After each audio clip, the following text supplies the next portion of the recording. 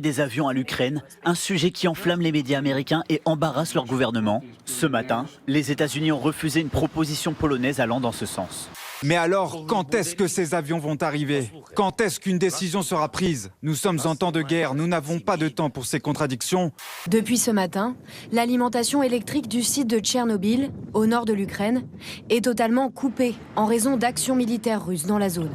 Pourquoi est-ce que les Américains, qui depuis 8 ans conseillent la présidence ukrainienne, ne l'ont pas mise en garde sur le danger qu'il y avait à rentrer dans un rapport de force direct avec les Russes? Et pourquoi est-ce qu'ils ne l'ont pas incité à signer les accords, à respecter la signature qu'ils avaient donnée des accords de Minsk négociés, garantis par les Français et par les Allemands?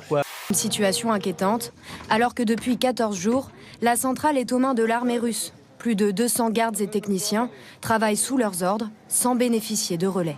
Les Américains considèrent que l'Ukraine est un bon moyen d'affaiblir la Russie et de continuer la vieille guerre qui est menée depuis... Dites-le clairement. Oui, voilà. Il faut le dire parce que les gens... C'est un gage qui est pris, c'est une espèce de... C'est le dernier round d'une sorte de guerre froide. Une cyberattaque, possiblement russe, a frappé Spotify. La plateforme de streaming suédoise connaît une série de bugs qui empêchent de nombreux utilisateurs d'écouter leur musique. Quelle que soit la gravité de la situation internationale, la Chine et la Russie maintiendront leur orientation stratégique et feront progresser leur partenariat. Anonymous a de son côté contre-attaqué en piratant des télévisions russes.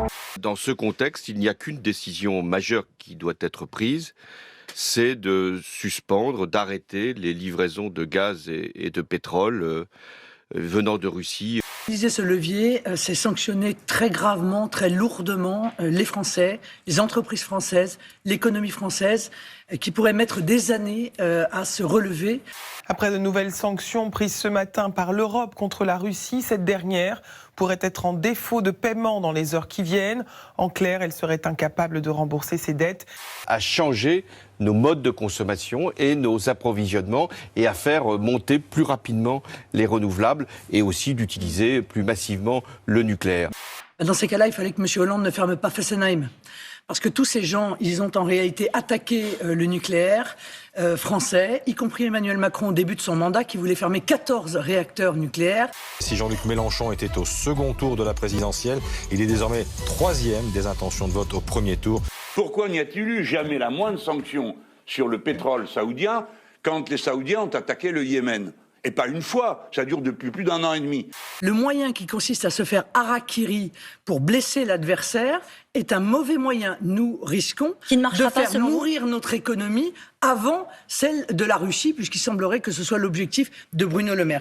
Et bien que ce n'est pas exagéré que de dire que cette crise énergétique, ce choc énergétique de 2022 est comparable en intensité, en brutalité, au choc pétrolier de 1973. Après le prêt-à-porter et le luxe, ce sont les enseignes américaines de fast-food qui prennent le large avec Starbucks, KFC ou encore McDonald's. Hier soir, il y avait foule pour tenter de manger un dernier hamburger à Moscou. Je dis à l'électeur, écoute, moi je me bouge, bouge-toi le cul toi aussi. Bouge-toi le cul. Si tu les laisses faire, ils t'ont déjà tout préparé. Tu sais déjà la finale que tu auras et le vainqueur que tu auras. Ça y est, c'est tout plié.